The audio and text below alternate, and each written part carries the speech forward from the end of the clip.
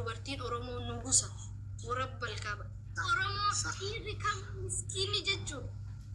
በጣም ይዋ ወንዶች አሉ ዲሪ ምስኪን ሜቀቱ ጅራ ካይሚማን ዲሴ ዲገ ሲቦ ሜቀቱ ጅራ ዲሪ ሁንዲ ቶኮሚ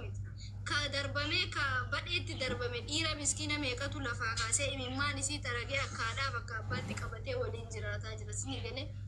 አይ ዛሊማ አይ ያ ዲራ ነመዘለሙ አይ ያ ዱበርቲ ነመዘለምቱ ጀዳመል አይ ያ ዲራ ኦሮሞ አከና ዲሪ እርሲ አከና ዲሪ ባሌ አከና ጎንኩማዩ jedina sinigale haadholiin keenya abbootiin keenya sinigale Oromoodha isaan wal fuudhanii wajjin jiran isaan irraa dhufne nuti sinigale sokkutaa fi gandaaf amantaadhaan kun ammoo ijoolleen akkasii ijoolleen akkanaa hin jedhina wallaahi laazim anakka dhiira Oromoo fi dubartii Oromootti abdii qabu rabbii gaditti haadhaaf abbaa kiyyatti abdiin qabu karabbiin guddaan na aru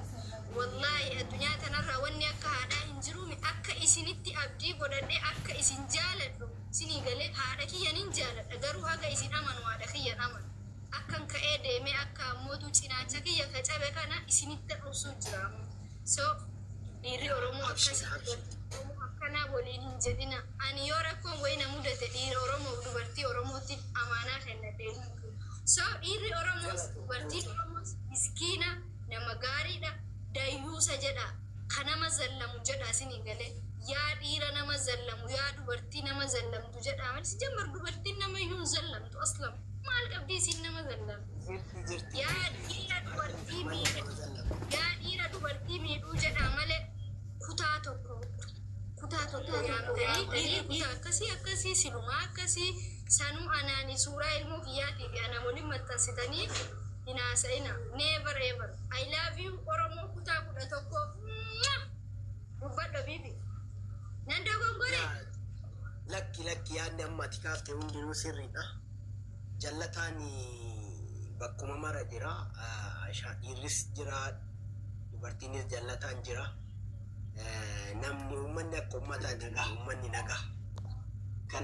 beelee abbaa walii albaatii irraa xaragee abbaa waliin kushiinaa seenee abbaa barsiifate abbaa qaraasifate duuka boossi malee abbaa fedhii duuka ofii fiidiyootaan ilmoo nuuka akka isaatii jechuudha. Namni ilmoo dahee qofaatti ilmoo kee barsiifachuu qabda qaraasifachuu qabda sigalee gabanaa ilmoo keetii gabbaatee haasa'uu hin qabdu. Sigalemti zariin kan kee yoo ati ilmoo kan kee cibbite zariin kan kee ilmoo kan kee haammachuu qaba ilmoo kan kee cinaa dhaabbachuu qaba zariin kan kee zarmaan zariin kan kee zarii kee afee kutaan keetu ollaan keetu jechuudha sigale kana zariinis si darbee jaarsis gaafa si darbe ilmaan kun bar saayikoo qabdii bar hamilee qabdii bar gaafa ilmoon guddatte zarii kiyya jette gaafa soqtu kuni leelaan agarnu amma paabliikii kana keessaa nu baasire an haadhuuradda beesana takkana na bala jaalalama sibiil na waraabaa amma miira sanitti hin deebini miira san dagate miira san garashii qaama lafee tancabee wallaahi billaahi dubartiin Oromoo hundi keessanuu anarraa barumsa barachuu qabdan warabbal kaaba dhiirri Oromoo jechuun miskiina dhiirri hundinuu zaalima jechuufi miti hubachuu qabda kaadha sagalee naa ta'aa jirus dhiiruma Oromooti kaadha sagalee naa ta'aa jirtus dubartii Oromooti dhiira Oromoo hay dhiira Oromoo hin jedhina hay dubartii Oromoo hin jedhina hay dhiira Baalee hay dhiira Arsii hay dhiira kutaa tokko hin tuqina ilmi namaa isinii galee garaa tokko keessaayyuu